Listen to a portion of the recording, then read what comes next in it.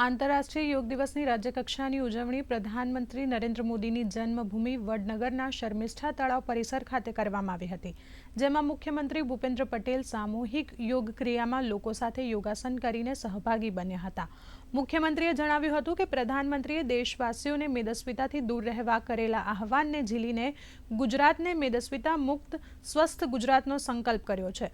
આ કાર્યક્રમમાં આરોગ્ય મંત્રી ઋષિકેશ પટેલ, મહેસાણા જિલ્લા પંચાયત પ્રમુખ, રાજ્ય યોગ બોર્ડ અધ્યક્ષ શિષપાલજી તેમજ ધારાસભ્યો, પદાધિકારીઓ અને મોટી સંખ્યામાં લોકો ઉપસ્થિત રહ્યા હતા। યોગ અભ્યાસ દ્વારા તણાવ મુક્તિ થાય છે, રોગ પ્રતિકારક શક્તિ વધે છે અને જીવનમાં સકારાત્મકતા આવે છે। એટલું જ નહીં, યોગ આપણને આત્મશિસ્ત, સંયમ અને આત્મજાગૃતિ શીખવે છે। યોગના આવા મહત્વના પરિણામ સ્વરૂપ શરૂ થયેલી આંતરરાષ્ટ્રીય યોગ દિવસની ઉજવણીને આજે 11મી કડી છે।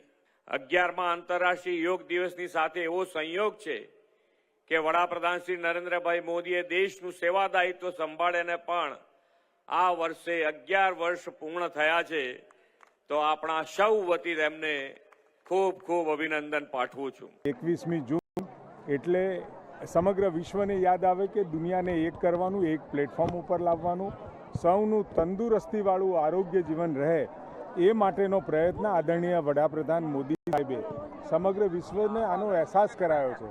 ત્યારે આજે ગુજરાતમાં પણ વડનગર મુકામે આદરણીય ભૂપેન્દ્રભાઈ પટેલના નેતૃત્વમાં વિશ્વ યોગ દિવસની ઉજવણી થઈ અને લગભગ હજારો પાર્ટિસિપન્ટ્સ ગુજરાતમાં આજે ભાગ લઈ રહ્યા છે। ત્યારે ગિનિસ બુક ઓફ વર્લ્ડ રેકોર્ડમાં પણ આની નોંધ લેવાઈ છે।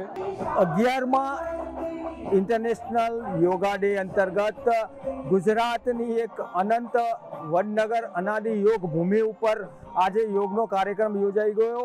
આજે આ વર્ષે યોગની જો થીમની જો વાત કરવામાં આવે તો એક પૃથ્વી એક સ્વાસ્થ્ય માટેની યોગની જે થીમ હતી તે અંતર્ગત આજે ગુજરાતના મુખ્યમંત્રી અને આરોગ્ય મંત્રી દ્વારા અહીંયા તેમના શહેરમાં તેમના નેજા હેઠળ અહીંયા આગળ આ વડનગરની આ ધરતી ઉપર અહીંયા યોગનો કાર્યક્રમ યોજાઈ ગયો અને સાથે સાથે અહીંયા ભુજંગાસનનો એક ગિનિસ બુકનો વર્લ્ડ રેકોર્ડ પણ યોજાઈ ગયો।